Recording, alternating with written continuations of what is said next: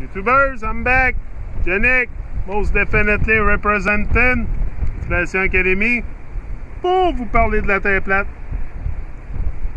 125, je t'ai rendu. On peut trouver une autre preuve que le Soleil n'est pas à des millions de kilomètres. De là, en traçant l'angle des rayons du Soleil jusqu'à leur source au-dessus des nuages. Il y a des milliers de photos montrant comment la lumière du Soleil descend à travers la couverture nuageuse à une variance d'angle convergent.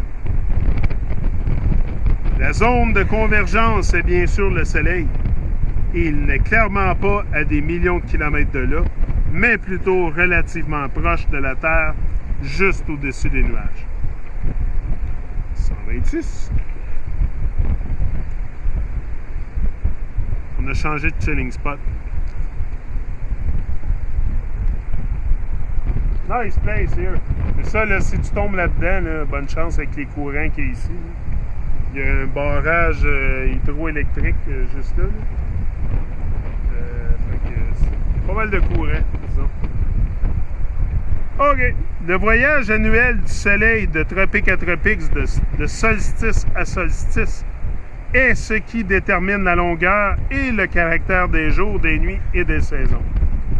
Voilà pourquoi les régions équatoriales connaissent presque toute l'année la chaleur de l'été, pendant que les latitudes plus haut au nord, et en particulier le sud, connaissent des saisons plus distinctes, avec des hivers rigoureux. Le modèle héliocentrique prétend que les changements de saison sont basés sur la prétendue inclinaison axiale du ballon Terre et l'orbite elliptique autour du Soleil.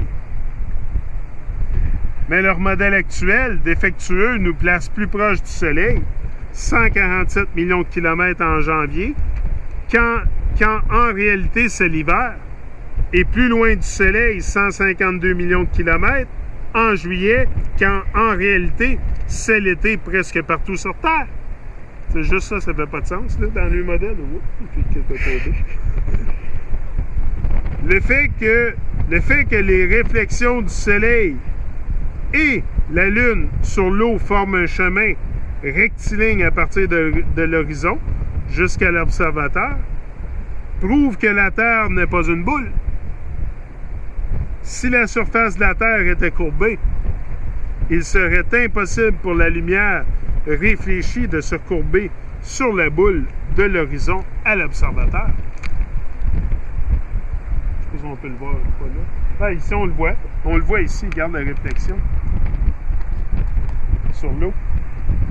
Là, c'est sûr que c'est une petite distance, là, mais si vous mettez sur le bord de l'océan, vous allez avoir la même réflexion sur l'eau. Puis ça peut seulement se passer sur une surface d'eau qui est plate. Baby, peut-être que tu peux venir en entour de moi, là. Ça va être plus facile pour toi. Je vais être moins pogné.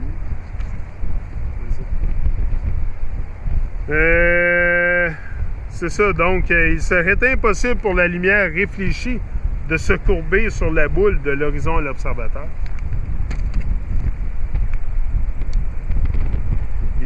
Il existe d'immenses cadrans solaires et lunaires séculaires en pierre partout dans le monde qui disent l'heure aujourd'hui à la minute près, aussi parfaitement que le jour où ils ont été faits. Si la Terre, le Soleil et la Lune étaient vraiment soumis aux chiffres contradictoires des mouvements tournants, pivotants, oscillants et en spirale revendiqués par l'astronomie moderne, il serait impossible pour ces monuments de dire l'heure avec autant de précision sans un ajustement constant. 129. Pour citer William Carpenter, pourquoi, au nom du bon sens, les observateurs devraient-ils fixer leur télescope sur des bases solides en pierre afin qu'ils ne bougent pas d'un cheveu si la Terre sur laquelle ils les fixent se déplace à une vitesse de 30,57 km par seconde? Bonne question, hein? Voulez-vous que je la répète? Je pense que je vais vous la répéter. Pourquoi, au nom du bon sens, puis là, tous les débunkers, les fanatiques de Babylone, là, les défendeurs de Babylone, là, ceux qui défendeurs de la boule, tout, là, bon, ben là, essayez de débunker ça, voir.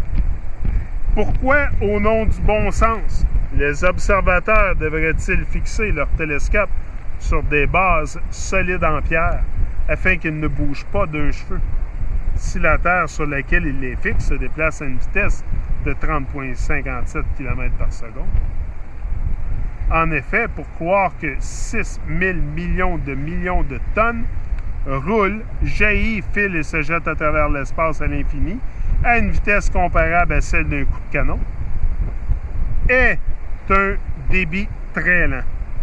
Pour une précision si infaillible qu'un télescope fixé sur des piliers de granit dans un observatoire ne permettrait pas à un astronome avec un œil de lynx de détecter une variation dans son mouvement vers l'avant d'1 millième de portion de l'épaisseur d'un cheveu, équivaut à concevoir un miracle.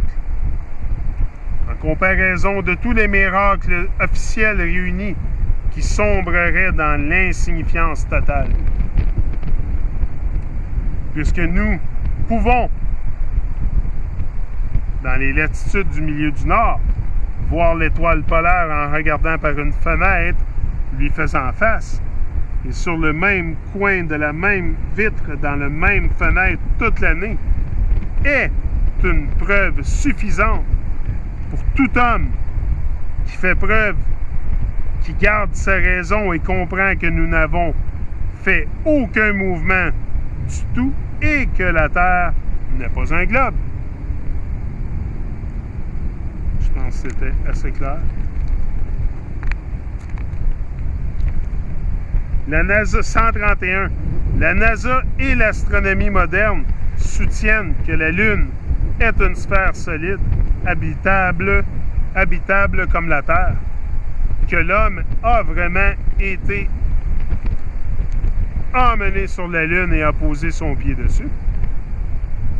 Il revendique que la Lune est un planétoïde non luminescent qui reçoit et reflète toute sa lumière du Soleil.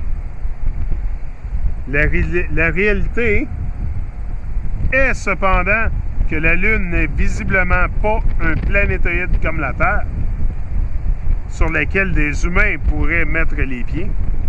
En fait, il a été prouvé que la Lune est en grande partie transparente et complètement autoluminescente, brillant uniquement de sa propre lumière.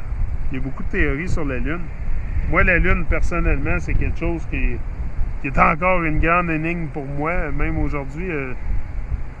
Je la regarde des fois, elle va être là, visible dans le ciel. L'autre jour, j'avais la Lune là, visible dans le ciel là, jusqu'à 3 heures l'après-midi. Le soleil était pratiquement... J'avais une distance de ça. Je pouvais le mesurer avec mes mains, la distance entre les deux. Donc, pour que la Lune soit visible à 3 heures dans l'après-midi, hello.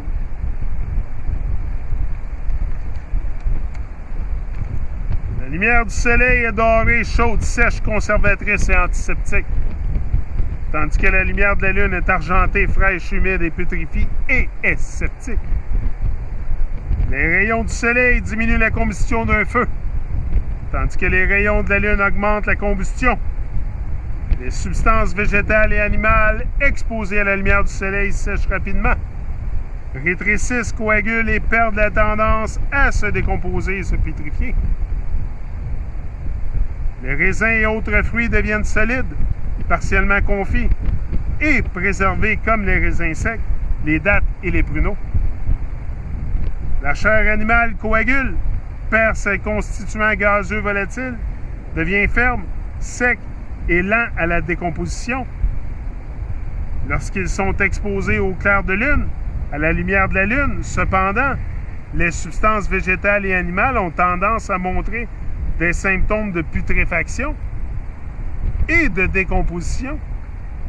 Cela prouve que le Soleil et la Lune ont des lumières différentes, uniques et opposées, comme elles le sont dans le modèle géocentrique plat. Et c'était le dernier pour aujourd'hui, je connais. On va voir. Peut-être on verra bien. On est parti. On est out. Ciao!